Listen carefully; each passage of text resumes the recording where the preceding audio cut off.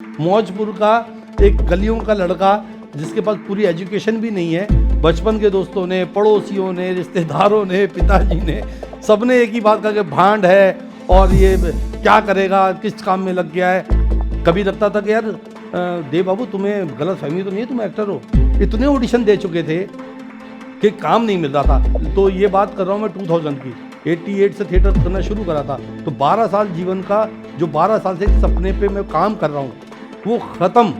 अचानक से मेरे दिमाग में आया कि यार तुम देव बाबू खड़े कहाँ हो, कर क्या रहे हो तुम, तुम्हें जाना कहाँ था।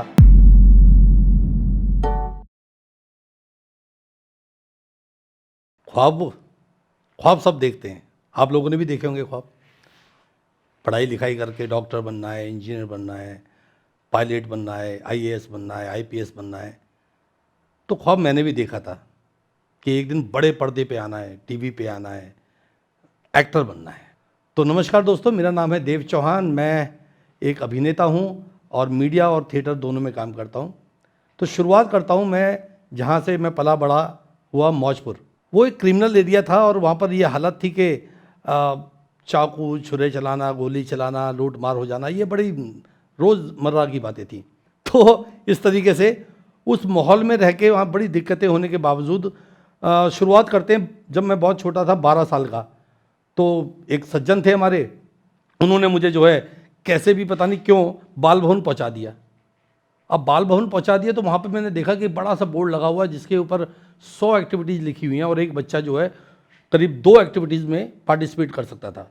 तो मैं पढ़ता जा रहा था तो मेरी निगाहें 2 जगह आगे टिक गई और वो थी अभिनय और तबला। अब अभिनय पे क्यों टिकी वो तो मुझे पता है कि मुझे एक अभिनेता बनना था बड़ा।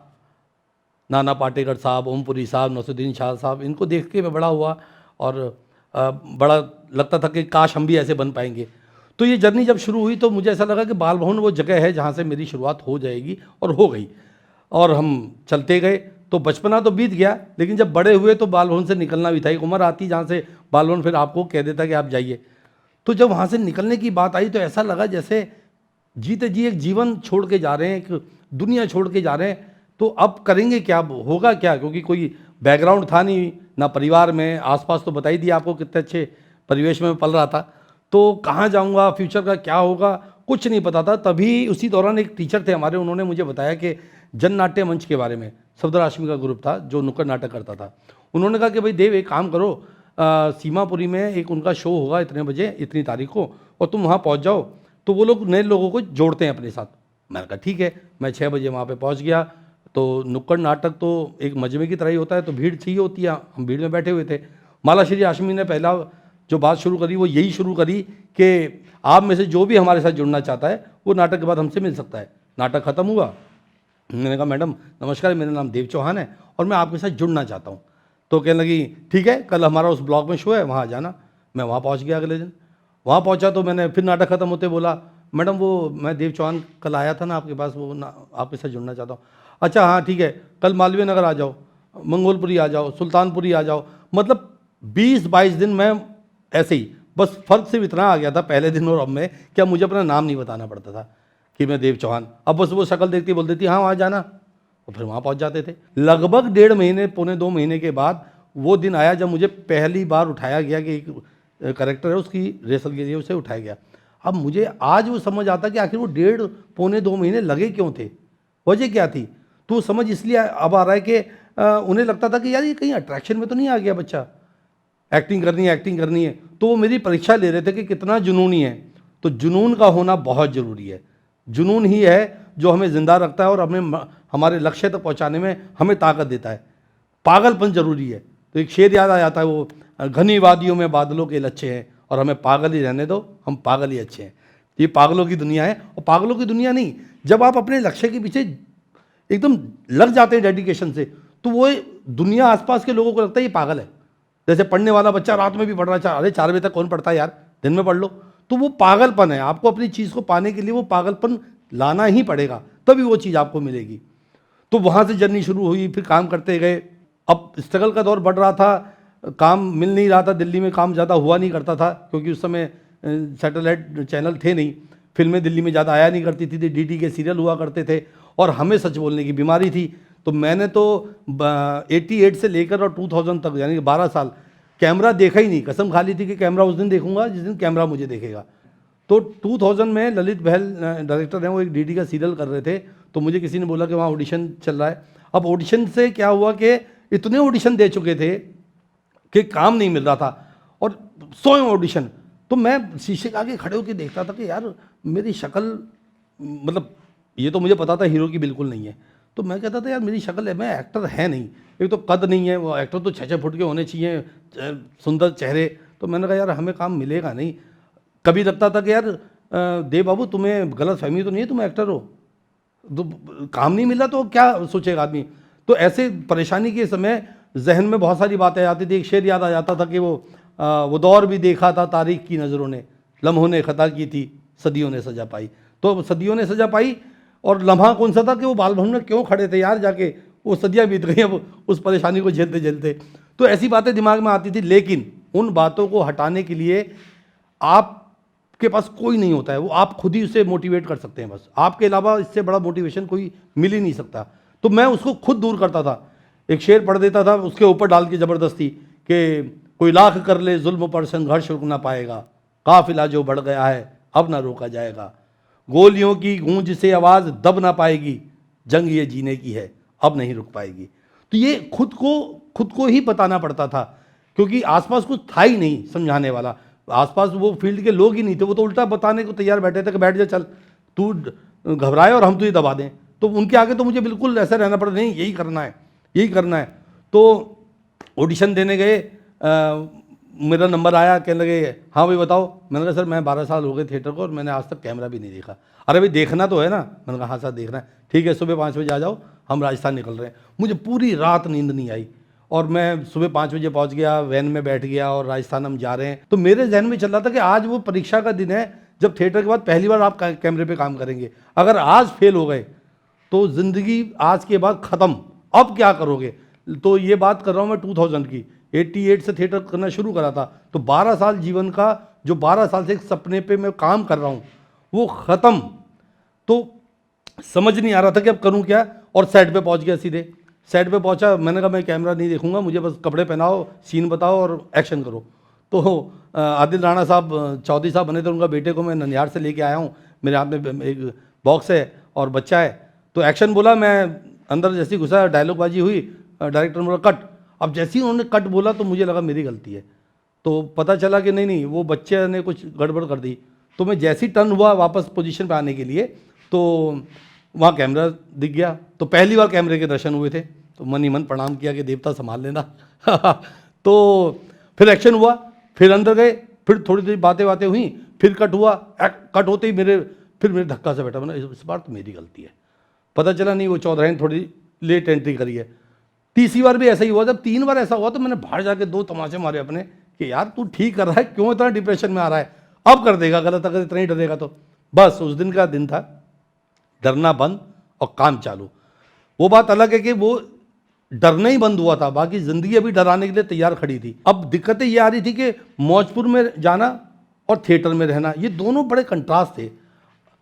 वहाँ पे रहते थे तो वहाँ के लोगों के साथ, और वहाँ से निकलना बहुत मुश्किल हो जाता था। अब मैं वहाँ के लोगों को जब बताता कि मैं नाटक करने लगा हूँ तो बड़े ताने सुनने को मिलते थे, भांड भांड कहा जाता था।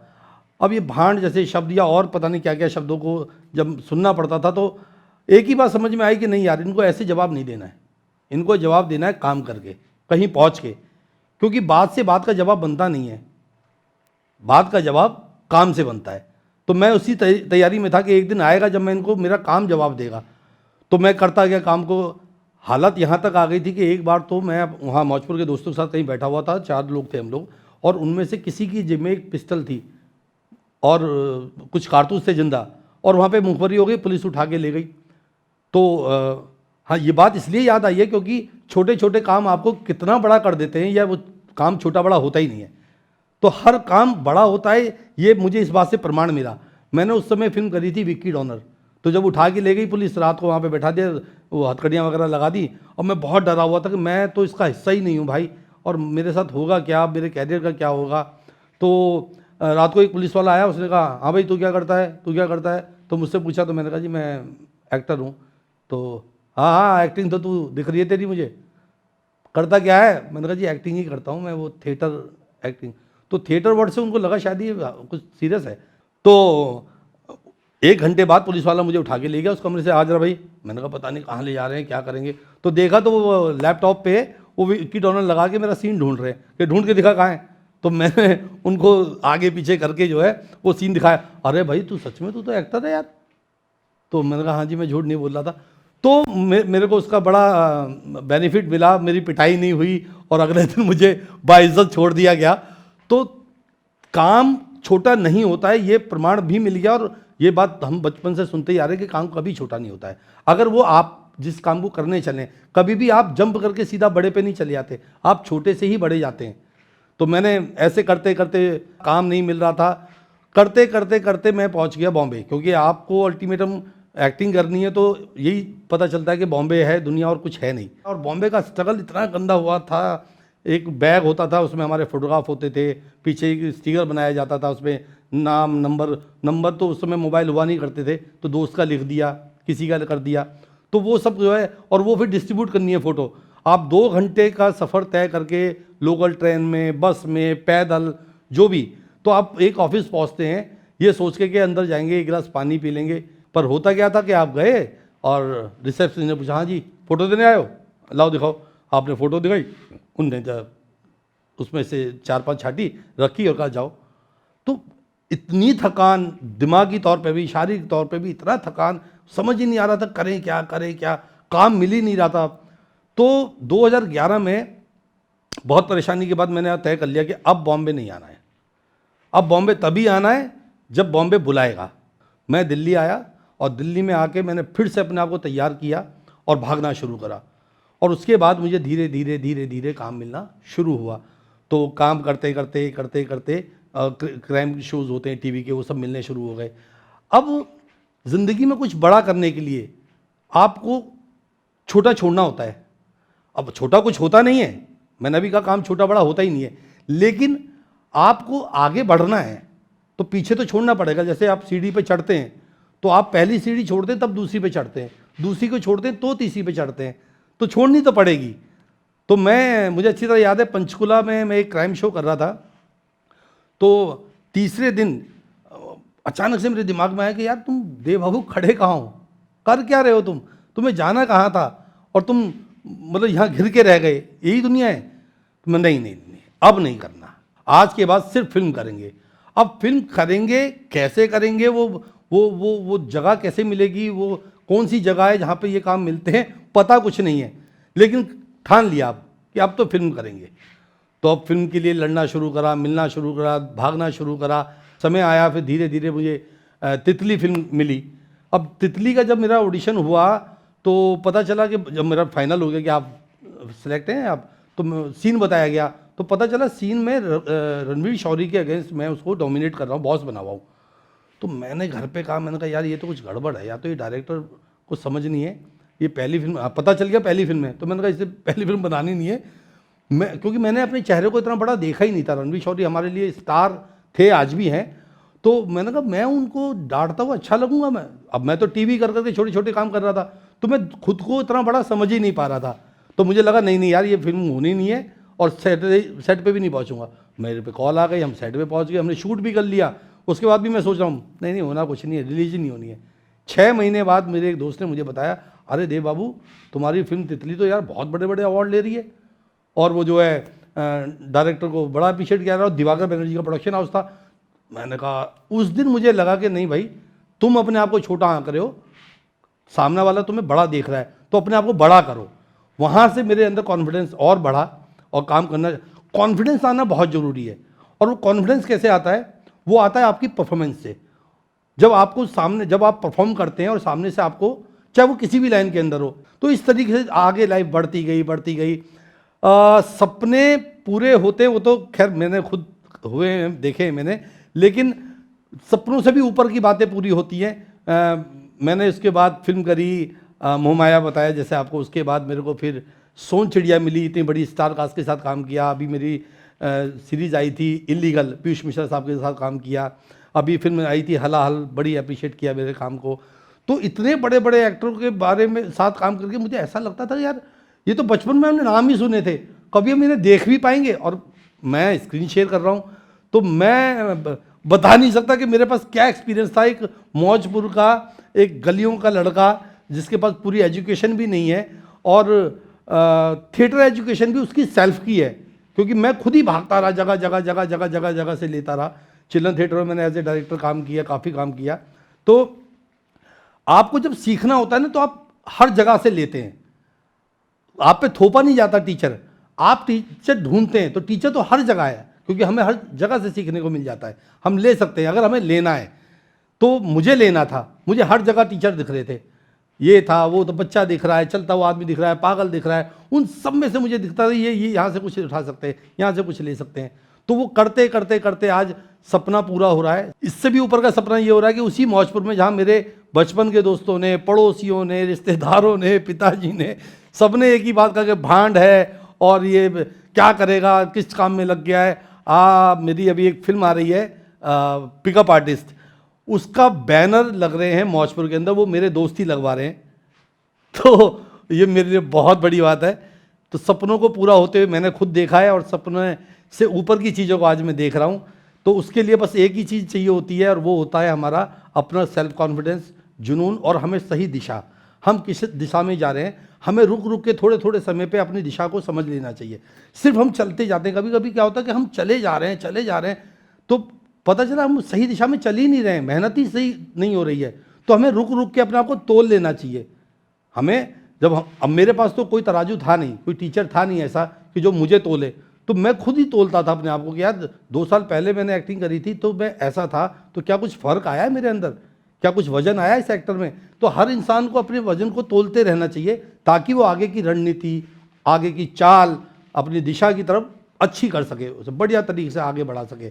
तो हमारा जो दृढ़ निश्चय है एक चीज़ को पाने का, वो बड़ा मजबूत होना चाहिए। और वो मजबूत तब होगा जब हम जिस दिशा में जा रहे हैं, जिस काम को करना चाह रहे हैं, जिसको पाना चाह रहे हैं, उस पर हमारा पूरा फोकस हो और हमें उसकी पूरी नॉलेज हो कि हम जा कहाँ रहे हैं और पाना क्या है हमें। तो भटकना नहीं है, सपने पूरे होते हैं, ये मैं गारंटी दे सकता हूँ।